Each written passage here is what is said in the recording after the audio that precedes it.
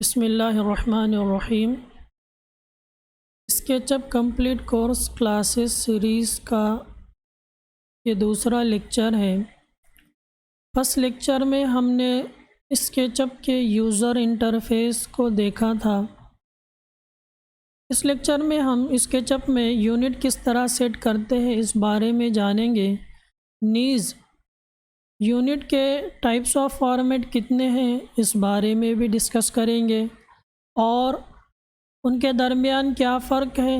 इसी तरह मॉडलिंग करते वक्त उससे हमें क्या फ़ायदा होता है इस बारे में भी जानेंगे। किसी भी सॉफ्टवेयर में वर्क करने से पहले हम उसका यूनिट सेट करते हैं, चाहे वो ऑटोकैड हो या 3ds मैक्स हो या फिर रेविट हो। इसी तरह स्केचअप में यूनिट सेट करने के लिए हम अपने मेनू बार के अंदर एक ऑप्शन है विंडो, उस पर क्लिक करें। उसके बाद एक ऑप्शन आता है मॉडल इन्फो, उस पर क्लिक करें। मॉडल इन्फो पर क्लिक करने के बाद यहाँ लास्ट में यूनिट्स बोलकर लिखा हुआ है, इस पर क्लिक करें तो हमारे सामने मेजरमेंट यूनिट्स आ जाते हैं। अब देखिए इसमें सबसे पहले तो लिखा हुआ है फॉर्मेट, उसके बाद लेंथ, एरिया, वॉल्यूम। फॉर्मेट के अंदर कितने टाइप के फॉर्मेट है सबसे पहले तो उसको देख ले आप। फर्स्ट में लिखा हुआ है आर्किटेक्चरल, उसके बाद डेसिमल, इंजीनियरिंग और फ्रैक्शनल। गोया के कुल 4 टाइप के फॉर्मेट यहाँ पर दिए हुए हैं। फर्स्ट आर्किटेक्चरल, डेसिमल, इंजीनियरिंग और फ्रैक्शनल। उसके नीचे लेंथ, एरिया, वॉल्यूम और उनके यूनिट यहाँ पर शो हो रहे हैं। फ़िलहाल यहाँ पर आर्किटेक्चरल फॉर्मेट सेलेक्ट है तो यहाँ देखिए लेंथ के अंदर इंचेस, एरिया के अंदर इंचेस स्क्वायर और वॉल्यूम के अंदर इंचेस क्यूब।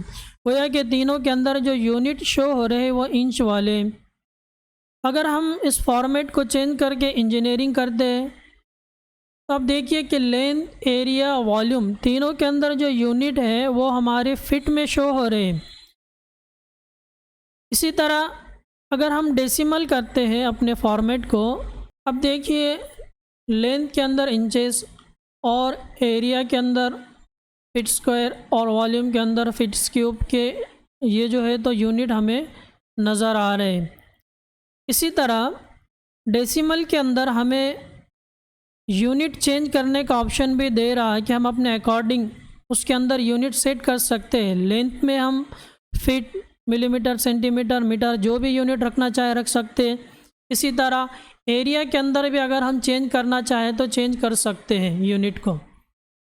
लेकिन आर्किटेक्चरल फॉर्मेट के अंदर और इंजीनियरिंग फॉर्मेट के अंदर हमें अपने अकॉर्डिंग जो है तो वो यूनिट सेट करने का ऑप्शन नहीं दे रहा, बल्कि डिफ़ॉल्ट जो उसके यूनिट सेट है वही यहाँ पर शो कर रहा है।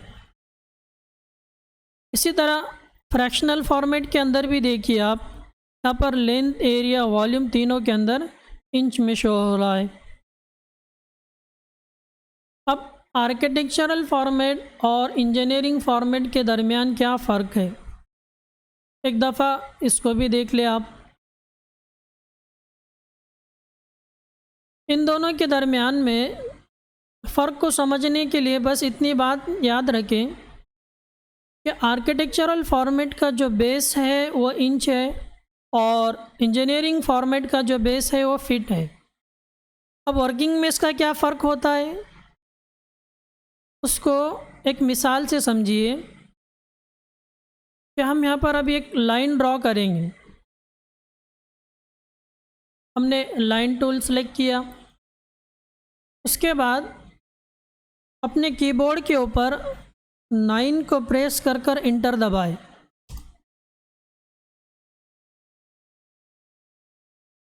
और एक दफ़ा इस लाइन का जो है तो डायमेंशन भी चेक कर ले आप।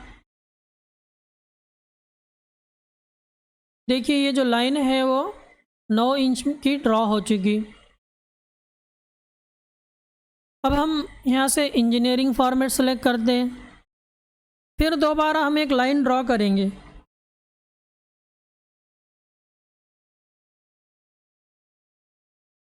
हम अपने कीबोर्ड के ऊपर 9 प्रेस करके इंटर दबाएं।